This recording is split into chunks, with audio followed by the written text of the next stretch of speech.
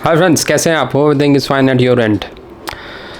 तो this is another video जिसमें हम आपकी कुछ क्वेरीज़ को सॉल्व करेंगे कि वर्क एंड हॉलिडे वीज़ा मिलने के बाद इसमें एक ओवरव्यू मिल रहा है। डिटेल वीडियोस इससे रिलेटेड हर एक टॉपिक पे लेटर ऑन आते रहेंगे। सब्सक्राइब कर लीजिए कि वर्क हॉलिडे वीज़ा मिलने के बाद what next.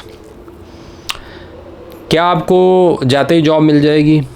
What you have to do, कौन कौन से इंपॉर्टेंट स्टेप्स आपको करने हैं, इंसेंशियल स्टेप्स आपको बताएंगे जो सबसे पहले आपको पहले हफ्ते में वहाँ पे करने पड़ेंगे, जिसके बिना आपकी गाड़ी आगे नहीं चलेगी। इसमें सिर्फ ओवरव्यू देंगे, आगे चल के डिटेल वीडियोस भी हर एक एस्पेक्ट के ऊपर आएंगे कि कैसे कैसे करना है। राइट, इससे रिलेटेड काफ़ी क्वेश्चंस भी आ रहे थे। कितना आप कमा पाएंगे, ये बहुत इंपॉर्टेंट सवाल है कि ये वीज़ा ले तो लें, हमारा जो खर्चा पानी ये सारा कुछ क्या हिसाब था वहाँ पे, काम मिलेगा, कब मिलेगा, कितना कमा लेंगे एज़ पर इंडियन रुपीज़, और कितना सेव हो जाएगा, ये सारा कुछ। राइट, ये इनके ऊपर ओवरव्यू दिया जाएगा। बाकी अगर अभी तक आपने रजिस्टर नहीं किया तो we are registering, you can contact us. और ये हम पहले क्लियर कर चुके हैं कि बैलेट में आना डजेंट मीन कि आपको वीज़ा मिल जाएगा। उसके बाद जो मेन फाइल है वो बहुत इंपॉर्टेंट है, उसके हिसाब से डॉक्यूमेंटेशन होना चाहिए, उसके हिसाब से आपके जो क्वालिटीज़ हैं, जो एक्सपीरियंसेस हैं, जो एजुकेशन आपने ले रखी है, वो सब हाईलाइट अच्छे से होनी चाहिए। उनको पता लगना चाहिए कि आप में ऑस्ट्रेलिया पॉइंट ऑफ व्यू से, work and holiday point of view से क्या क्या क्वालिटीज़ हैं, तो वो सब आपको उसमें डालनी है, तब वो ग्रांट होगा। ठीक है, तो रजिस्टर कर सकते हैं आप, कांटेक्ट कर सकते हैं, नंबर फ्लैश हो रहा है। अगर एलिजिबिलिटी को लेके कुछ आपका सवाल है तो जूम मीटिंग बुक कर सकते हैं, नंबर फ्लैश हो रहा है। अपॉइंटमेंट भी ले सकते हैं, हमारे ऑफिस विजिट कर सकते हैं रिगार्डिंग दिस। बाकी जो अबव 30 हैं, जो इस एज ग्रुप में नहीं आते, उनके लिए वीडियो शूट हो चुका है। फैमिली स्पॉन्सर्ड वीज़ा की अपडेट आ गई है। इस हफ्ते अभी 2 वीडियोज़ इकट्ठे अपलोड होंगे, तो यू कैन चेक दोज। ठीक है जी, तो स्टार्ट करते हैं आज का वीडियो। तो सबसे इम्पॉर्टेंट पॉइंट कि how much we can earn on work and holiday visa.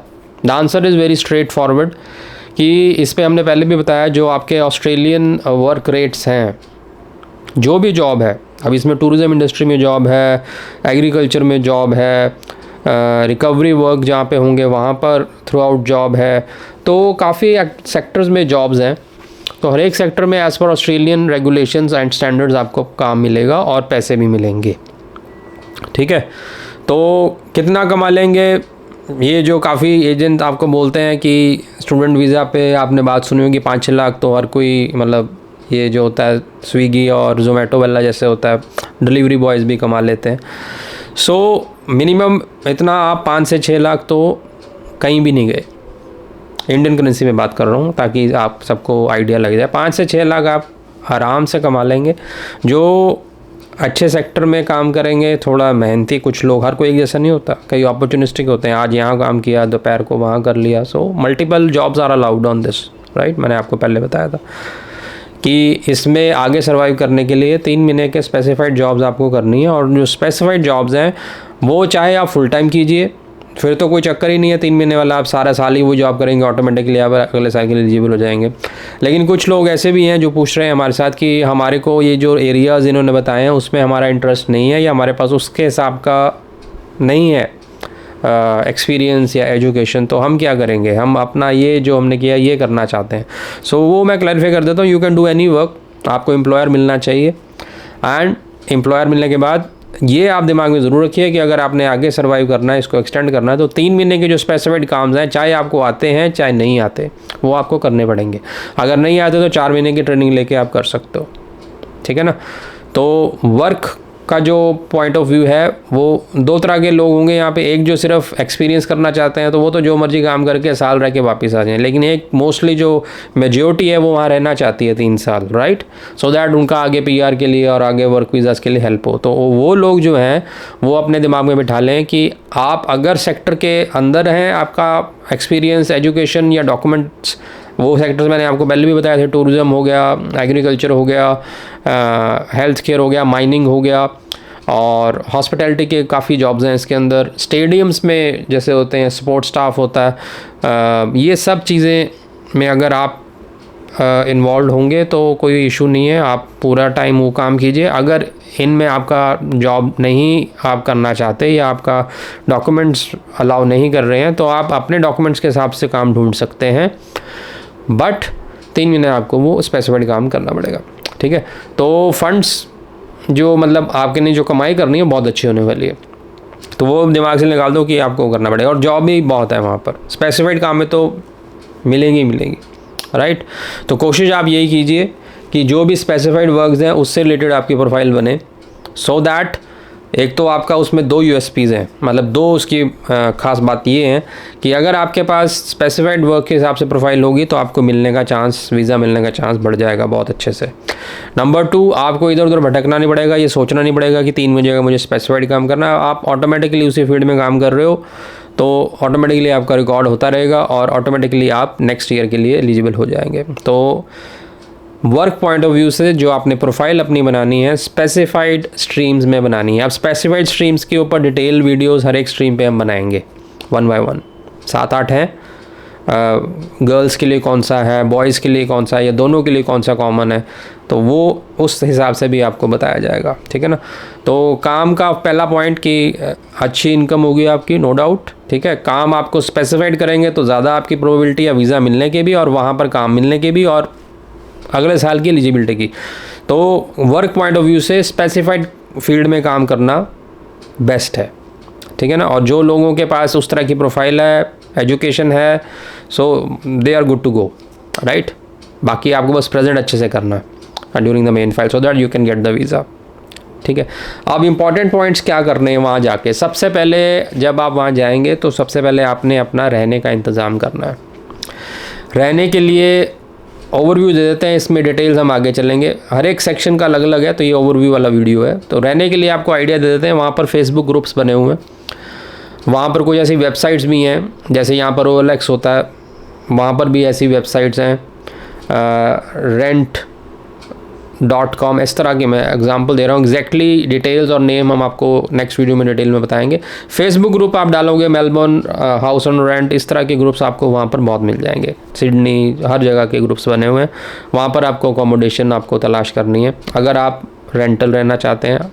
Hostels भी आप कर सकते हो, बट मैं आपको सजेस्ट ये करूँगा कि हॉस्टल्स से बेटर ये है कि आप जहाँ पर भी काम ढूंढेंगे या जहाँ पर भी आप जाना चाहते हैं according to the area codes, ये भी मैं आपको क्लियर कर दूँ, हर एक काम का एक एरिया कोड है, उसके हिसाब से आपको उसी एरिया कोड में काम करना है। तो प्रेफरेबली आपने वहीं रहना चाहिए आपको जहाँ पर आपका एरिया कोड है जॉब का, ठीक है।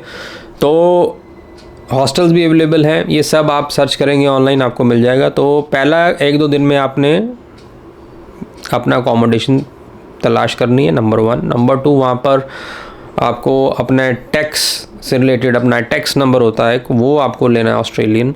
साथ के साथ आपको ना बैंक अकाउंट खुलवाना है, क्योंकि जितने भी आपको पेमेंट आएगी वो आपके बैंक अकाउंट में डिपॉजिट होगी, क्योंकि ये आपका लीगल वर्क राइट्स हैं आपके पास, कोई आपको कैश पे नहीं देने वाला, क्योंकि इसमें they are authorise to pay you and you are also authorise to get the payment, right, क्योंकि आपके वर्क राइट्स हैं। तो सारी पेमेंट्स बैंक के थ्रू ट्रांजैक्शंस होंगी, तो आपके पास सबसे पहले बैंक अकाउंट होना चाहिए। तो क्या क्या काम आपको करने हैं in the first week? First of all accommodation, जहाँ पर आपने रहना है, उसके लिए फेसबुक ग्रुप्स हैं, वेबसाइट्स हैं, हॉस्टल्स हैं, वो चीज़ हो गया। उसके बाद आपको बैंक अकाउंट अपना खुलवाना है ऑस्ट्रेलियन, और साथ के साथ आपको टैक्स नंबर के लिए अप्लाई करना है, क्योंकि हर एक पे रेट में टैक्स कट के आपके पास आएगा, तो वो सारा आपके पास टैक्सेशन के भी होनी चाहिए, बैंक अकाउंट भी होना चाहिए और अकोमोडेशन भी होनी चाहिए। ये तीनों चीज़ें आपको करनी है सबसे पहले, सो दैट आप स्टार्ट कर पाएँ, क्योंकि ये चीज़ें नहीं होंगी आपका। और चौथा, phone number, Australian phone number आपको लेना है, क्योंकि जब भी आप जॉब सर्च स्टार्ट करेंगे तो एक आप ऑस्ट्रेलियन पॉइंट ऑफ व्यू से जो CV अपना बनाओगे, एक पॉइंट्स होते हैं, वो हम आपको डिटेल में सब 1 by 1 बताएंगे बने रहे। तो उसमें आपका ऑस्ट्रेलियन नंबर आप होना चाहिए एम्प्लॉयर के पास, कॉन्टैक्ट इन्फो होना चाहिए जहाँ पर आप रह रहे हैं, सो दैट वो आपको कॉन्टैक्ट कर सकें अगर वो शॉर्टलिस्ट करते हैं तो, ठीक है ना। ये चीज़ करने के बाद आप you go for job hunts. अब जॉब हंट कैसे करना है? अपने एरिया में सबसे पहले ढूंढिए, जो भी आपके पास फील्ड का एक्सपीरियंस है, एक्सपीरियंस नहीं है तो एजुकेशन है, वट एवर इट इज़, जो भी अगर वो स्पेसिफाइड वर्क में है तो उसी तरफ आपने जाना है। अब वहाँ पर एक ऑस्ट्रेलियन वर्कफोर्स करके वेबसाइट है, उसके ऊपर आपको एम्प्लॉयर्स मिल जाएंगे। नंबर 2, आप अगर सपोज़ टूरिज़म एंड हॉस्पिटैलिटी में जा रहे हैं, आपको होटल्स ढूंढने हैं, आपको रेस्टोरेंट्स ढूंढने हैं जहाँ पर जॉब अवेलेबल होती हैं, क्योंकि उन्होंने सब वहाँ पर ऑनलाइन उनके पोर्टल होते हैं, उनका इंस्टाग्राम पेजेस होते हैं। तो ये जो चीज़ है सोशल मीडिया यहाँ पर आपको काम आएगा, बिकॉज़ ऑस्ट्रेलिया में on the basis of this Instagram and all that, इसके बेसिस पे भी आपकी जॉब्स मिल जाती हैं। तो हमने ये सब मीटिंग्स वहाँ पे लोगों से करी हुई हैं, इंस्टाग्राम के पेज से उनको जॉब सेकंड डे पे मिल गई है। तो ये चीज़ें हैं। बाकी ऑफिशियल वेबसाइट्स भी हैं, एम्प्लॉयर्स की प्रॉपर लिस्ट भी आपको मिलेगी जिसमें आप कांटेक्ट कर सकते हैं। बट ये सब चीज़ें करने के बाद आपके पास ऑस्ट्रेलियन एड्रेस होना चाहिए, ऑस्ट्रेलियन फ़ोन नंबर होना चाहिए, ठीक है ना, और एक ऑस्ट्रेलियन CV आपको तैयार करना है शॉर्ट फॉर्म में, जिसमें आपकी USPs वगैरह दिखें, सो that you can easily search for the job.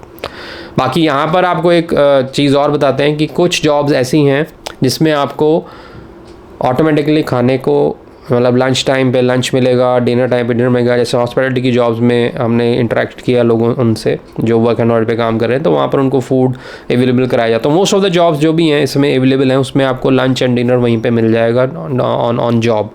बाकी जब आप फ्री हैं तो you can do on your own. तो ये फैसिलिटीज़ अवेलेबल होती हैं। कुछ जैसे टूरिज़्म वाली जो जॉब्स हैं, हॉस्पिटैलिटी वाली, जिसमें आपको ट्रैवल इधर से उधर करना पड़ेगा, उसमें इवन स्टे के लिए भी वो, अगर आप टेम्परेरी कहीं इधर से वो आपको शिफ्ट कर रहे हैं, स्टाफ को कहीं दूसरी लोकेशन पे ले जा रहे हैं, तो वहाँ पर रहने के लिए वो अकोमोडेशन भी देते हैं, ठीक है ना। तो इस तरह से आपको सर्वाइव करना है। अगर आप ये सोचें कि जाते ही आपको लिए काम रेडी पड़ा हुआ है, ऐसा नहीं है, आपको काम ढूंढना है। You have to search for the jobs.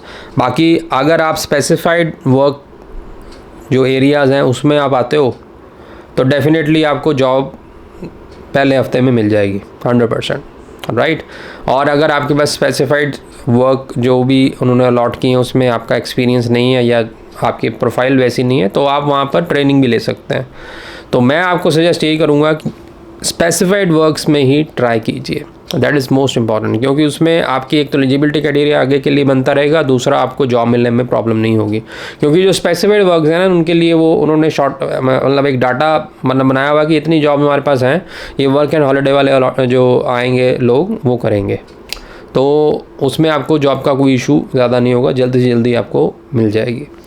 तो ये था एक ओवरव्यू वीडियो। तो जिसने अभी तक रजिस्टर नहीं किया, मस्ट रजिस्टर। 14 अक्टूबर से आपके रिज़ल्ट्स आने शुरू हो जाएंगे, और ये रिज़ल्ट अगर आपने देखा होगा डॉक्यूमेंट, उसमें 25 अप्रैल तक आपकी रजिस्ट्रेशन वैलिड है ऑफ नेक्स्ट ईयर। इसका मतलब क्या है? इसका मतलब यही है कि पहले लॉट में उनको भी इतना नहीं है कि सारे आपको उनको मिल जाएंगे कैंडिडेट्स जो वो चाहते हैं, ठीक है ना। तो इसलिए उन्होंने लिखा हुआ है कि they can extend the ballot also. Suppose वो बैलेट को एक्सटेंड कर देते हैं, आपने पहले लॉट में अप्लाई कर दिया। ये मैं आपको बता रहा हूँ कि क्या जो रजिस्ट्रेशन 25 लिखी है उसका मतलब क्या है, कि पहले लॉट में आपने रजिस्टर कर दिया, आपके पास वैलिडिटी 25 अप्रैल नेक्स्ट ईयर तक हो गई। उसका मतलब यही है कि जब अगर वो दोबारा करेंगे बैलेट ओपन, मेरे हिसाब से 90% to 95% they will again open the ballot, ठीक है। जैसे अभी ये अक्टूबर चल रहा है, मे बी नवंबर या दिसंबर में दोबारा खुल जाए, हो सकता है, क्योंकि उनको ऐसा नहीं है कि पहले लॉट में ही सब मिल जाएंगे। तो वो जब सेकंड लॉट के लोग कैंडिडेट्स उसमें अप्लाई करेंगे, तब आप भी वैलिड हैं। ये आप मान के चलिए कि आपने ऐसा नहीं मानना कि अभी जो 14 अक्टूबर से रिज़ल्ट आने शुरू होंगे, अगर आपका नाम नहीं आया तो आपका नाम गया काम से, अब नहीं है, ऐसा नहीं है। आपका नाम 25 जो अपना अप्रैल है 2025 की जो उन्होंने डेट डाली हुई है, तब तक आ सकता है कभी भी, क्योंकि जो डिफरेंट बैलेट से जो लॉट आ रहा है वो उन्होंने इकट्ठा सॉफ्टवेयर को देना है, तो उसमें से उसने पिक करने हैं रैंडम। तो अभी जो पहला लॉट आया उसमें से पिक होगा, उसके बाद जब और कैंडिडेट जुड़ेंगे तो उसमें से पिक होगा। तो हो सकता है आपका आगे चल के भी पिक हो। मतलब आपने अपनी रजिस्ट्रेशन ऑन माननी है, आपका चांस ऑन रहेगा अप्रैल ऑफ नेक्स्ट ईयर तक। तो उम्मीद ज़रूर बना के रखें कि अभी वाले फर्स्ट मंथ में अगर नाम नहीं आया तो हो सकता है सेकंड मंथ में आ जाए, सेकंड में आया तो थर्ड में आ जाए, तो अप्रैल तक आपका नाम आ सकता है कभी भी, ठीक है ना। और उसके बाद 28 दिन आपको मिलेंगे। तो जो हमारे से रजिस्टर हो रहे हैं उनका तो हम ही करेंगे, नो डाउट। बाकी जो दूसरे लोग भी अगर करवाना चाहते हैं they are also welcome for the main file, because main file में आपको एक्सपीरियंस चाहिए, प्रॉपर फाइलिंग चाहिए, right. Only then you can think of कि आएगा, राइट। होप आपको वीडियो अच्छा लगा होगा। लाइक शेयर सब्सक्राइब जरूर करें। Thank you very much.